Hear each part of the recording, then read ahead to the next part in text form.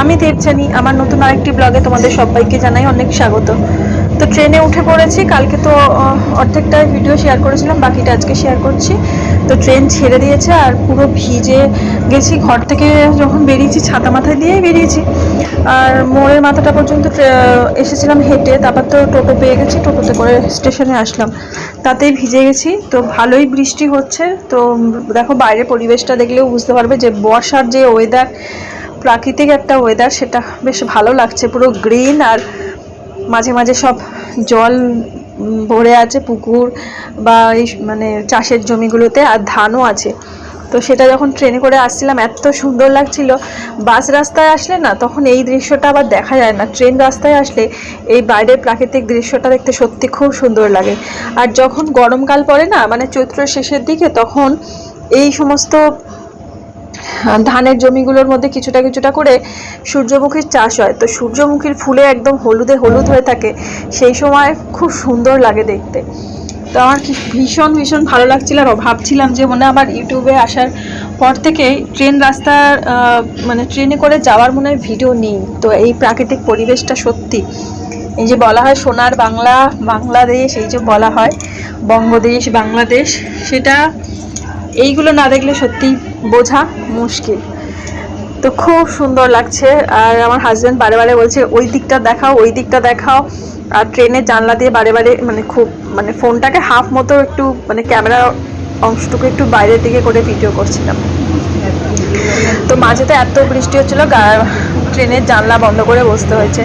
আর আমার সামনের দিকের যে সিটটা ছিল ওটাতে ভাবছিলাম আমি বসবো, আর আমার জায়গাটা, আমার এই সিটটাতে আমার হাজব্যান্ড বসবে, কিন্তু ওই সিটটা না পুরো ভিজা ছিল।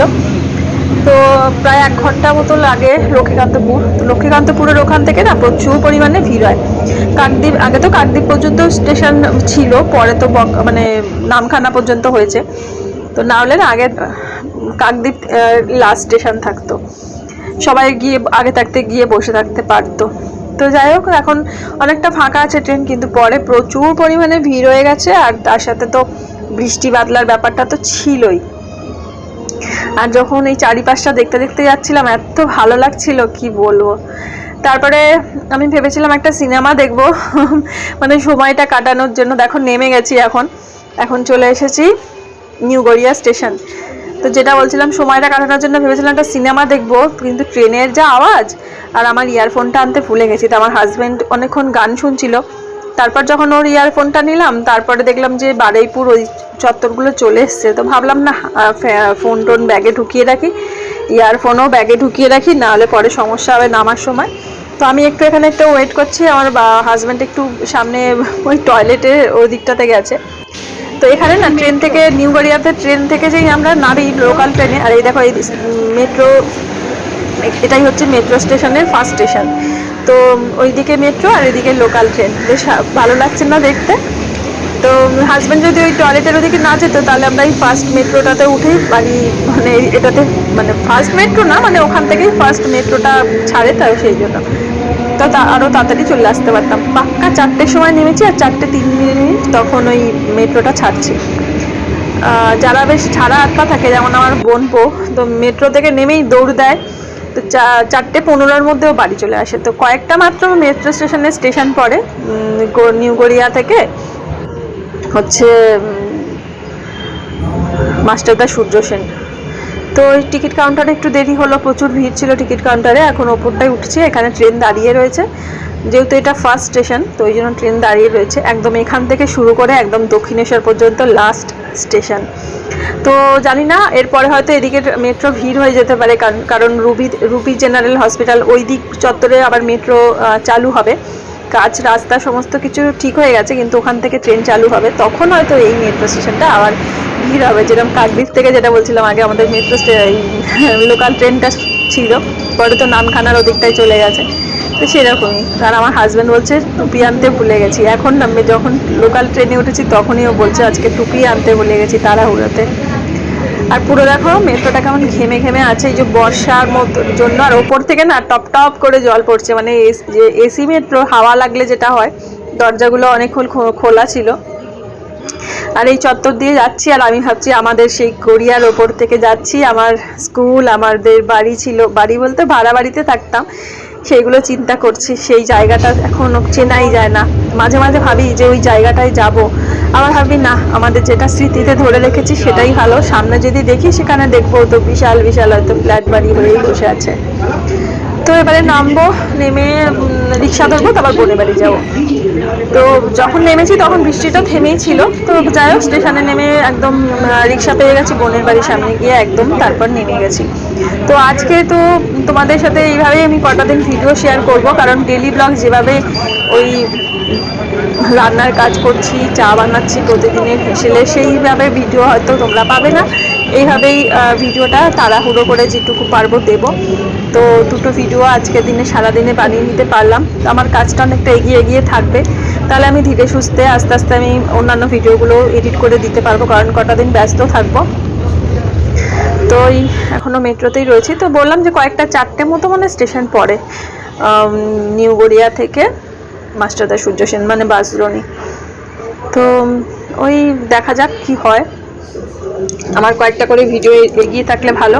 আর ভিডিওগুলো চাইছি যে মানে এডিট করে মানে ফোনটাকে ফাঁকা রাখতে, কারণ কলকাতায় আসলে না ফোনের মধ্যে যদি আমি এডিট না করি, ক্লিপগুলো থাকে, পরে ভাবি যে যদি কাকদ্বীপ পৌঁছে গিয়ে ভিডিওগুলো এডিট করি তাহলে আর আমার ফোনটাকে আর পেতে হবে না, ফোনটা মানে অর্ধেক ভিডিও আমাকে ডিলিটই করে দিতে হবে। তো আজকে সারাদিনটা তোমাদের সাথে দুটো ভিডিওর মাধ্যমে শেয়ার করলাম, পরপর দুটো ভিডিওর মাধ্যমে। তো ভিডিওগুলো আপলোড হয়ে গেলে তারপর ভিডিওগুলো ডিলিট করে দেবো। আমার ছাড়েনি, মা আসছে, মা আসলে আবার একসাথে করে চা খাবো। বেশ, দেখো চিনু কিন্তু চিনতে পেরে গেছে আমাকে। সবে বাথরুম থেকে পাটা ধুয়ে আসলাম। চিনু চিনতে পেরে গেছো আমাকে? কিরে, আরে বাবা, ওই তো চিনতে পেরে গেছিস? হ্যাঁ,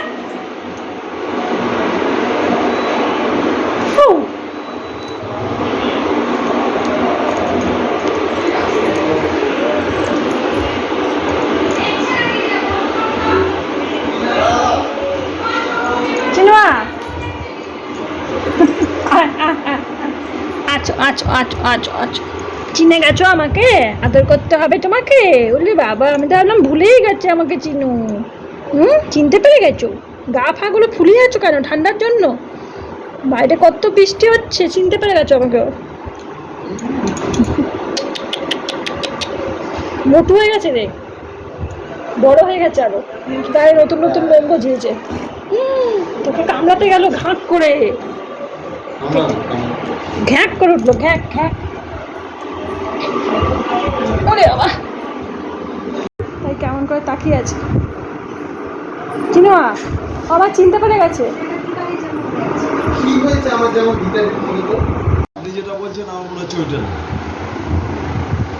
আমার মন বলছে যখন টিকিটটা বিক্রি হচ্ছে একটু বেশি, ওটার কথা না, টিকিটটা বিক্রি হতে ইচ্ছা করে করেছে, দেখছে যে টিকিটটা একটু কম আছে। তো মা চলে এসেছে, আর মাকে বলা হয়েছিল যে সিঙ্গারা নিয়ে আসতে। তো বললো সিঙ্গারা পাইনি, ভেজিটেবল চপ। নরেন্দ্র সিঙ্গারাটা না বেশ ভালো, কোনো অ্যাসিডিটি হয় না খেলে। তো ভেজিটেবল চপ নিয়ে এসেছে। তো ওটাকে আমার বোন আবার এখনো মাইক্রো ওভেনে একটু গরম করে নেবে বলে। এক্ষুনি মা আসলো আর সাথে সাথে মতো হয়ে গেছে, মানে ওয়েদারটার জন্য যে কোনো জিনিস কিছুক্ষণ রাখলেই সাথে সাথে হয়ে যায়। তো ওই জন্য এদিকটাতে মা আসলো, মায়ের সাথে কতদিন বাদে একটু দেখাও করলাম। কতদিন বাদে মানে কয়েক মাস আগে একবার দেখা হয়েছিল, ওই বোনের শাশুড়ি মা মারা গেছিলো, তখন কলকাতায় এসেছিলাম সেই সময়। আর বাবা তো রাত্রিবেলা আসবে, তখন বাবার সাথে দেখা হবে। তো মাথার মধ্যে একটা চিন্তা ঘুরছে, কালকে সকালবেলা 7টা সাড়ে 7টার মধ্যে বেরিয়ে পড়তে হবে। তো ভাবছি আমি, আমার বোন আর মা বাবা 4 জনে মিলেই যাবো। তো একটা ওলাতে 4 জনে হয়ে যাবে। আর বোনের হাজব্যান্ডেরও কাজ আছে বললো, আর আমার বোন পড়ানো আছে। তো বোন বললো ওদেরকে লাগবে না, আমরা দুজনেই আছি, তা পারবো। হ্যাঁ, সেটা কোনো অসুবিধা নেই। আর ফোন যদি সেরকম এমার্জেন্সি হয় তাহলে তো ওদের দরকার পড়বে, ওরা তখন যাবে। তো আমার হাজব্যান্ডকেও বললাম তুমিও বাড়ি থাকো, আমরা দুজন মিলে সব 2 বোনে যাবো, আর মা বাবা তো সাথে থাকবে। এমনি তো কোনো সমস্যা নেই, সমস্ত রকম পরীক্ষা নিরীক্ষা সবকিছু তো রেডি আছে করা, শুধু কালকে অপারেশনটা হবে, ব্যাস 4 জনে আবার অপারেশন হয়ে গেলে আমরা ফিরে আসবো।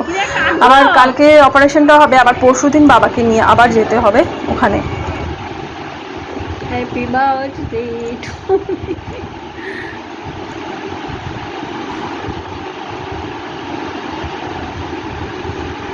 ঠান্ডা হয়ে গেছে পেটটা। গরম হয়ে গেছে।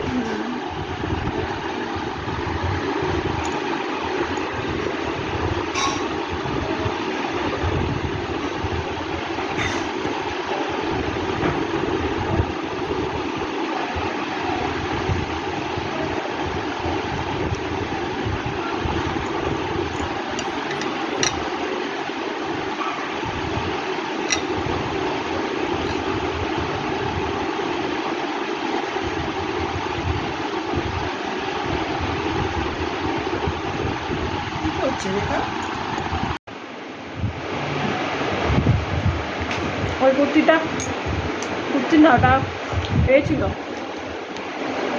কাফতান ছিল, ওটাকে চেঞ্জ করে এটা পরলাম যেন শান্তি পাচ্ছি এটা পরে।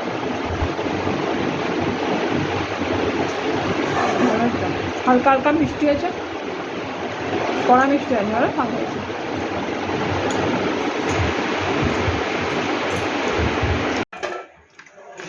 ছোলে ভাটুরা, এই হলো ছোলে, এই হলো ভাটুরা, আর হচ্ছে স্যালাড। সন্ধ্যাবেলা আমাদের টিফিন ছোলে ভাটুরা সাথে স্যালাড। 3-4 দিনের মধ্যে মিলিয়েছিল। এটা আর একটা, দামও ওই আর রকম। এইটা তো খাওয়া হলো, আর এই আচারটা দিয়েছিল এর সাথে, কি যেন ছোলে ভাটুরের সাথে এটা দিয়েছে। ভীষণ ভালো লাগে না। এটা খাটনি, ইসরায়েল দেখি আগে দেখি হলো না, এই এসে ঠিক আছে। আপনি যাবেন আচমকা করে কামড়ে দিল। আমাদের সেই গলু ওরম করতো আগে, মানে। তো বাবা এখন চলে এসেছে, দেখো ফ্রেশ ট্রেশ হয়ে এখন একটু চা খেতে বসেছে। আমার হাজব্যান্ডও বললো আরেকবার চা খাবে, তো একসাথে একটু গল্প করছি। আর বাবা এখন অনেকটা রোগাও হয়ে গেছে, দেখা যাক কালকে অপারেশনটা যেন পুরো সাকসেসফুলি হয়। তোমরা প্রার্থনা করো যেন বাবা যেন ঠিকঠাক হয়ে যায়।